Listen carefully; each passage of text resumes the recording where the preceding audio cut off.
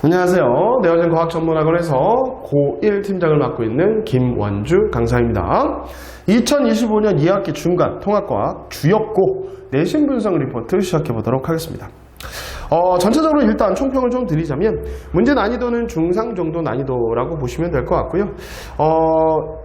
다른 학교 이 시험 대비하고 지금 이제 진도 범위가 달라졌기 때문에 시험 준비하는데 조금 학생들이 어려움을 겪었을 수도 있을 것 같고요. 범위가 이렇게 다른 학교하고 순서대로 안 나가고 이렇게 달라지게 되면 중간에 끊기는 부분들이 있는데 통합과학에서는 이게 연결된 부분들이 있기 때문에 아마 공부하는 데 있어서 조금 더 까다롭겠다라는 생각을 해봅니다.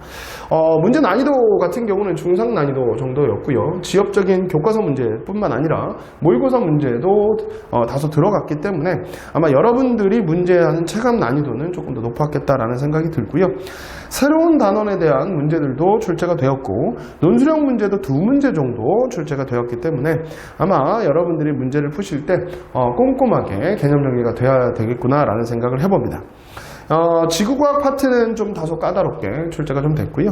생명 파트 문제는 조금 평이하게 출제가 좀 됐습니다. 그래서 새로운 단원에 해당되는 문제들도 평이하게 나왔기 때문에 전반적으로 여러분이 실수만 하지 않았다면 90점 초반, 80점 후반 정도가 1등급 컷이 되지 않겠나라는 생각을 해봅니다. 자, 그러면 대표 문항 분석해보면서 하나하나 보도록 하겠습니다.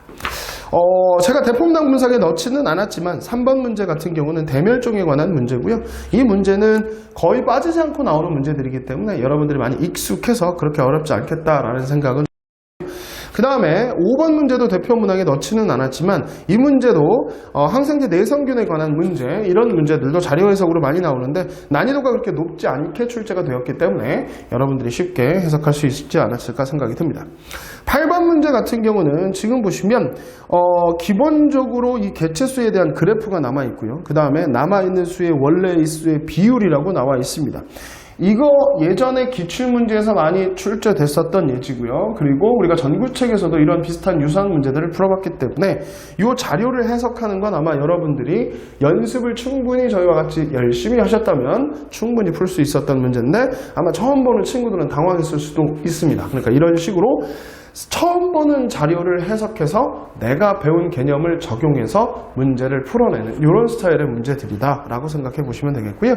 그 다음에 10번 문제로 넘어가면 여기에서 에너지 형태 중 하나를 골라라 라고 되어 있고요. 에너지와 물질을 고르는 에너지는 어떻게 흘러가는 거고 물질은 어떻게 순환하는 거고 이런 것들에 대한 문제들 다시 한번 꼼꼼하게 여러분들이 자료 해석해 주셔야 되실 것 같습니다.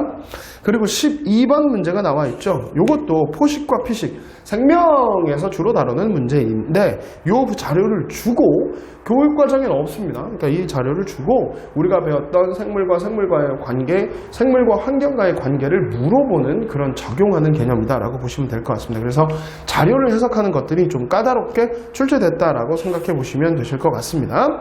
그리고 15번, 16번 연결 문제고요.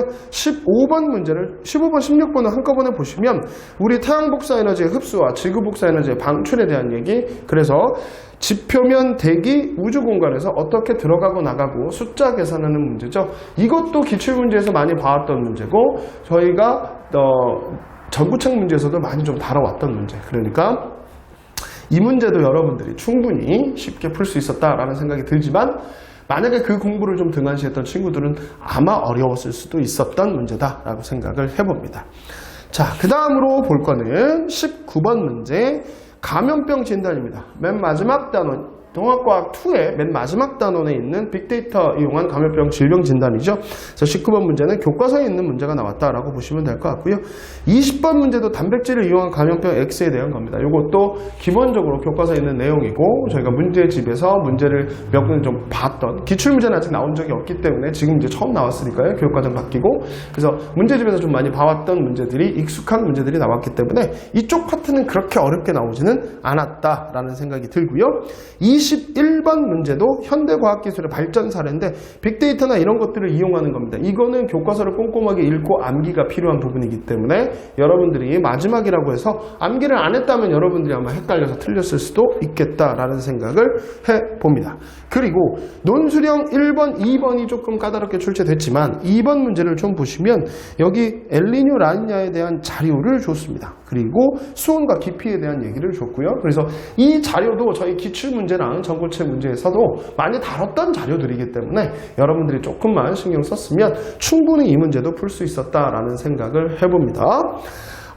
전체적으로 이렇게 문제를 좀 봐왔을 때 기본적으로 신유형의 문제들은 교과서 위주의 문제들이 좀 많았을 거고요. 그리고 그 전에 기존에 있었던 문제들 같은 경우는 고위고사, 모의고사 자료들을 많이 활용했다라고 보시면 되실 것 같고, 문제 난이도에 있어서는 그렇게 어렵지는 않았지만 그래도 중상위권 난이도의 문제들이 계속 연속적으로 출연이 되었기 때문에 깊이 있는 내용과 그거보다 자료를 해석하는 눈, 그리고 개념을 적용하는 어느 훈련, 이런 것들이 꼼꼼하게 이루어져야겠다라는 생각을 해봅니다. 2025년 2학기 중간 통합과학 주역고 내신 분석 리포트 여기서 마치도록 하겠습니다. 감사합니다.